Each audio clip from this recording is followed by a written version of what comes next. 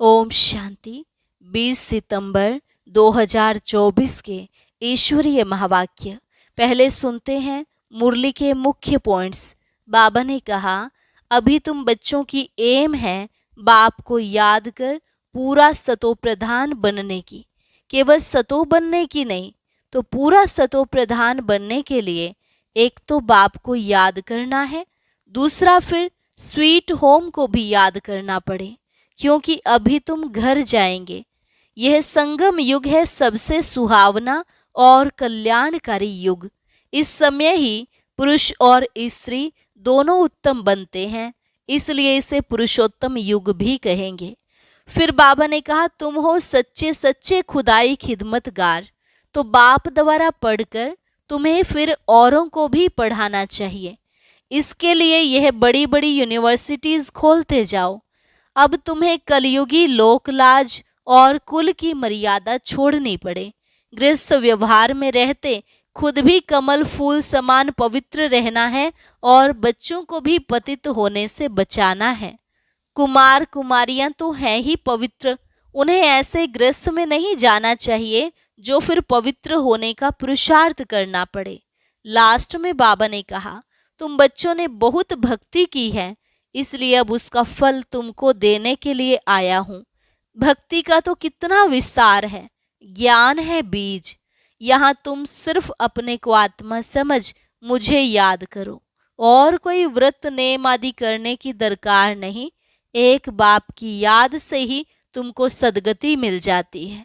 और अब सुनते हैं महावाक्यों को विस्तार से। मीठे बच्चे, तुम्हें बाप समान खुदाई खिदमतगार बनना है।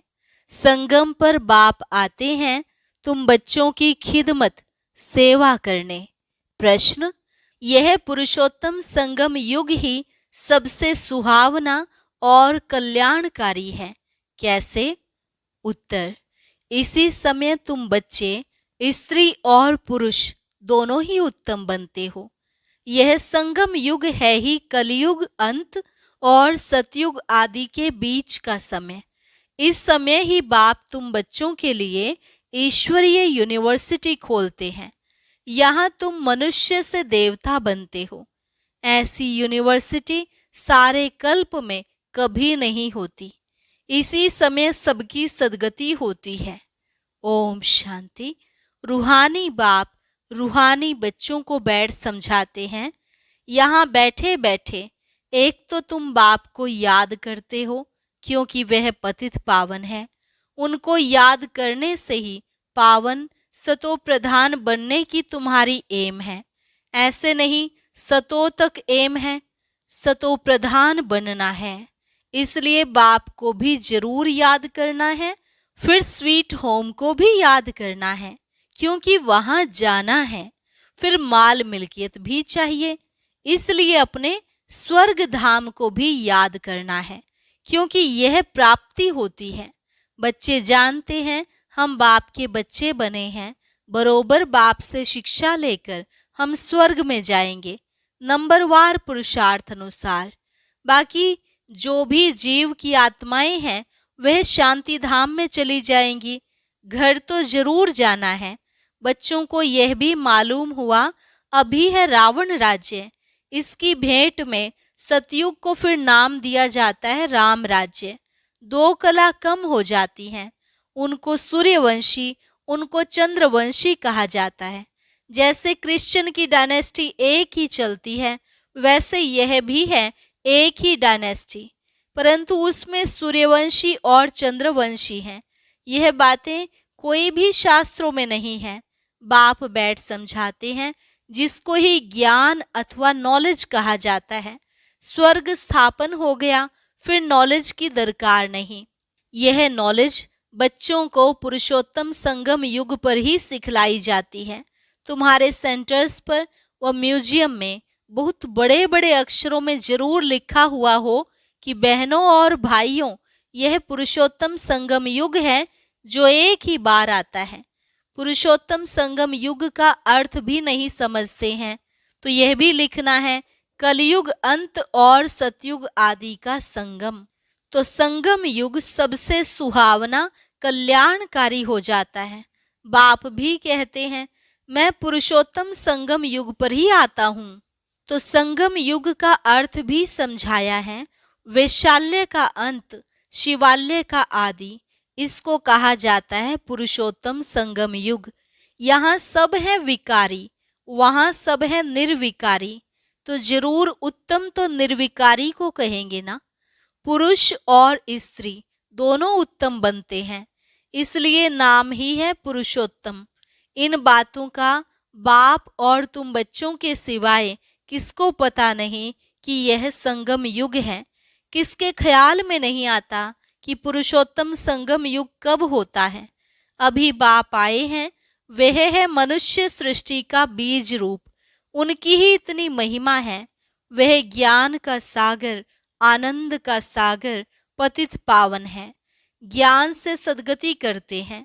ऐसे तुम कभी नहीं कहेंगे कि भक्ति से सद्गति। ज्ञान से सद्गति होती है और सद्गति है ही सतयुग में। तो जरूर कलयुग का अंत और सतयुग आदि के संगम पर आएंगे। कितना क्लियर कर बाप समझाते हैं। नए भी आते हैं, हूबहू जैसे कल्प कल्प आए हैं, आते रहते हैं। राजधानी ऐसे ही स्थापन होनी है। तुम बच्चों को मालूम है हम खुदाई खिदमतगार सच्चे सच्चे ठहरे। एक को थोड़े ही पढ़ाएंगे, एक पढ़ते हैं, फिर इन द्वारा तुम पढ़कर औरों को पढ़ाते हो। इसलिए यहाँ यह बड़ी यूनिवर्सिटी खोलनी पड़ती है। सारी दुनिया में और कोई यूनिवर्सिटी है ही नहीं। ना कोई दुनिया में जानता है कि ईश्वरीय यूनिवर्सिटी भी होती है। अभी तुम बच्चे जानते हो, गीता का भगवान शिव आकर यह यूनिवर्सिटी खोलते हैं। नई दुनिया का मालिक देवी देवता बनाते हैं। इस समय आत्मा जो तमो प्रधान बन गई है, फिर उसको ही सतो प्रधान बनना है। इस समय सब तमो प्रधान है ना।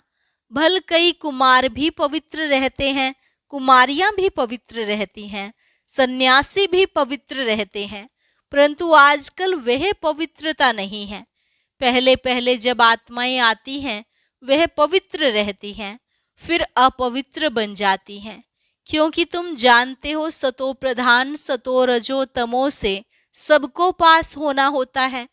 अंत में सब तमो प्रधान बन जाते हैं। अभी बाप सम्मुख बैठ समझाते हैं। यह झाड़ तमो प्रधान जड़जड़ी भूत अवस्था को पाया हुआ है, पुराना हो गया है, तो जरूर इनका विनाश होना चाहिए। यह है वैरायटी धर्मों का झाड़। इसलिए बाप कहते हैं विराट लीला। कितना बड़ा बेहद का झाड़ है। वह तो जड़ झाड़ होते हैं, जो बीज डालो वह झाड़ निकलता है। यह फिर है वैरायटी धर्मों का वैरायटी चित्र। हैं सब मनुष्य, परंतु उनमें वैरायटी बहुत है, इसलिए विराट लीला कहा जाता है। सब धर्म कैसे नंबरवार आते हैं यह भी तुम जानते हो।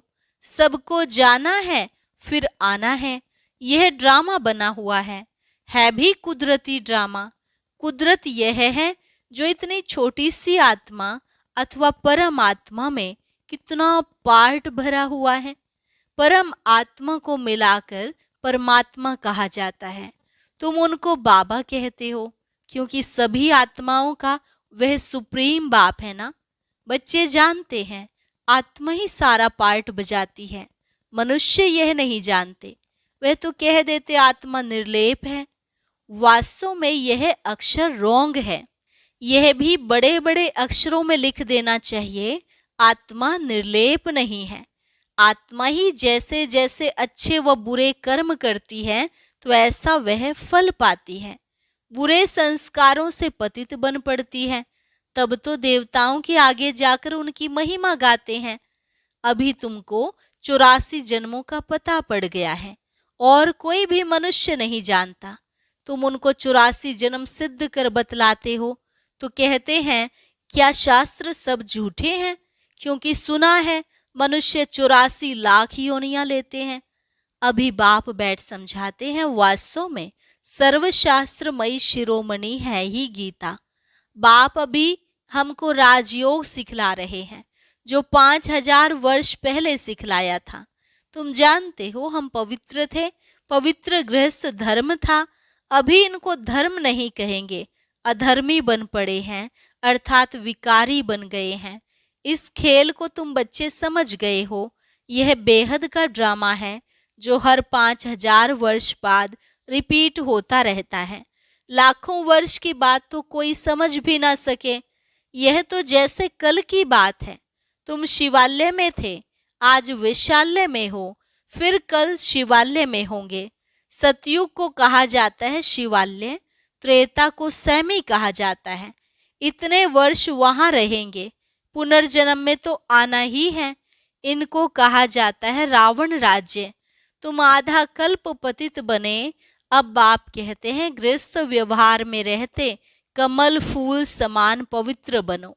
कुमार और कुमारियां तो हैं ही पवित्र, उन्हों को फिर समझाया जाता है ऐसे गृहस्थ में फिर जाना नहीं है जो फिर पवित्र होने का पुरुषार्थ करना पड़े।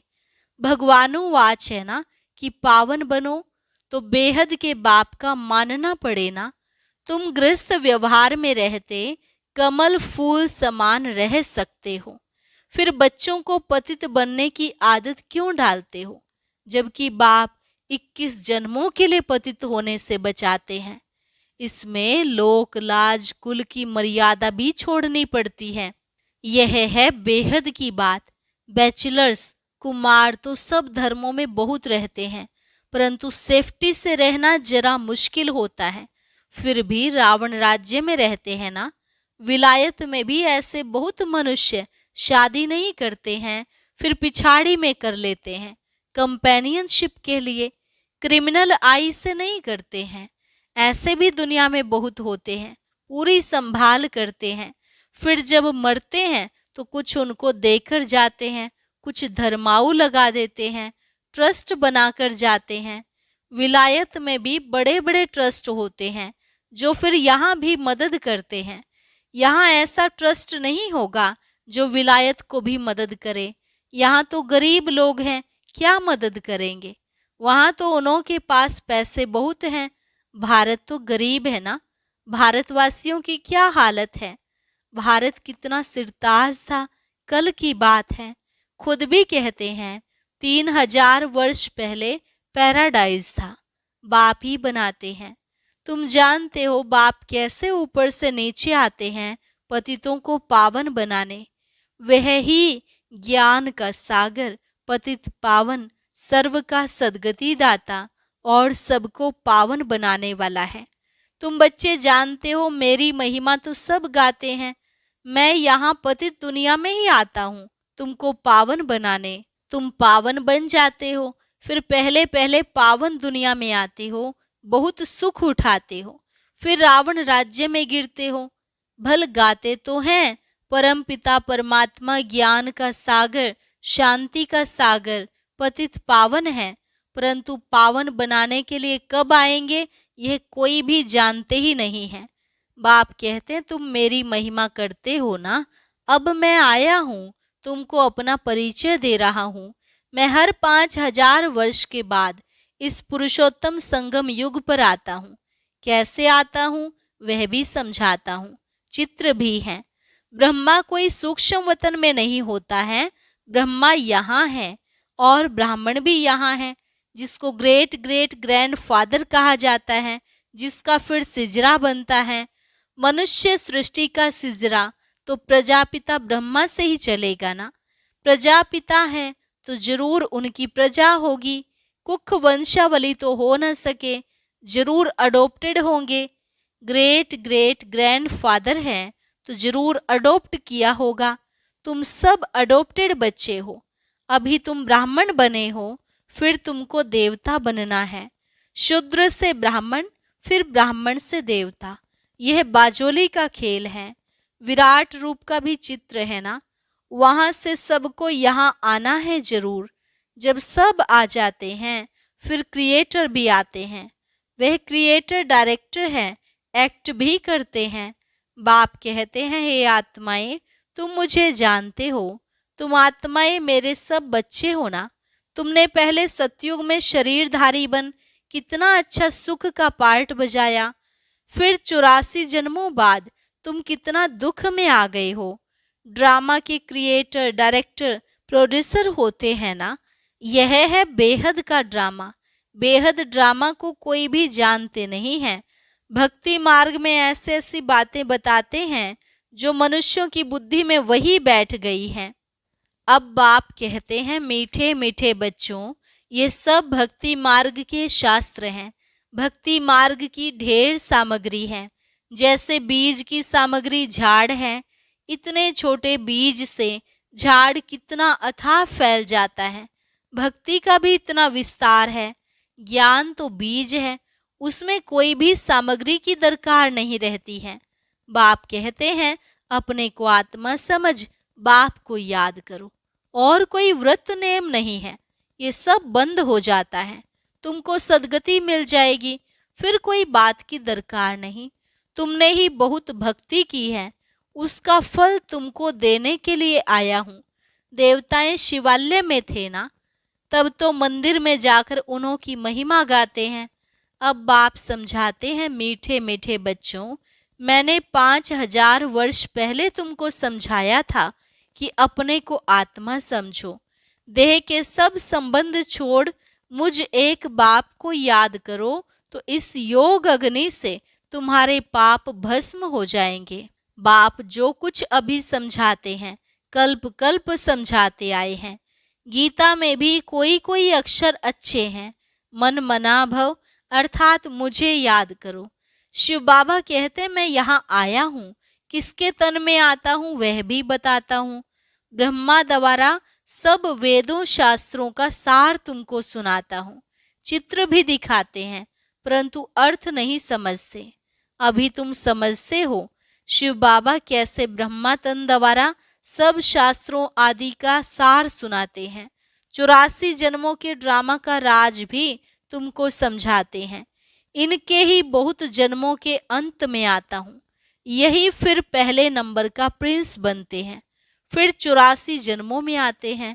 अच्छा, मीठे मीठे सिकिलधे बच्चों प्रति मात पिता बाप दादा का याद प्यार और गुड मॉर्निंग। रूहानी बाप की रूहानी बच्चों को नमस्ते। रूहानी बच्चों की रूहानी बाप दादा को नमस्ते नमस्ते, गुड मॉर्निंग। धारणा के लिए मुख्य सार। पहली पॉइंट, इस रावण राज्य में रहते पतित लोक लाज कुल की मर्यादा को छोड़ बेहद बाप की बात माननी है। गृहस्थ व्यवहार में कमल फूल समान रहना है। इस वैरायटी विराट लीला को अच्छी तरह समझना है। इसमें पार्ट बजाने वाली आत्मा निर्लेप नहीं, अच्छे बुरे कर्म करती और उसका फल पाती है। इस राज को समझकर श्रेष्ठ कर्म करने हैं। वरदान, बाप के संस्कारों को अपने ओरिजिनल संस्कार बनाने वाले शुभ भावना शुभ कामना धारी भव। बाप के संस्कारों को अपने ओरिजिनल संस्कार बनाने वाले शुभ भावना शुभ कामना धारी भव।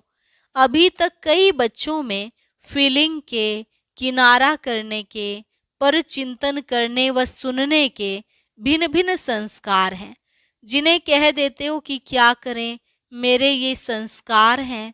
ये मेरा शब्द ही पुरुषार्थ में ढीला करता है। यह रावण की चीज है, मेरी नहीं। लेकिन जो बाप के संस्कार हैं वही ब्राह्मणों के ओरिजिनल संस्कार हैं। वे संस्कार हैं विश्व कल्याणकारी, शुभ चिंतनधारी, सबके प्रति शुभ भावना शुभ कामना धारी। स्लोगन, जिनमें समर्थी है वही सर्व शक्तियों के खजाने का अधिकारी है।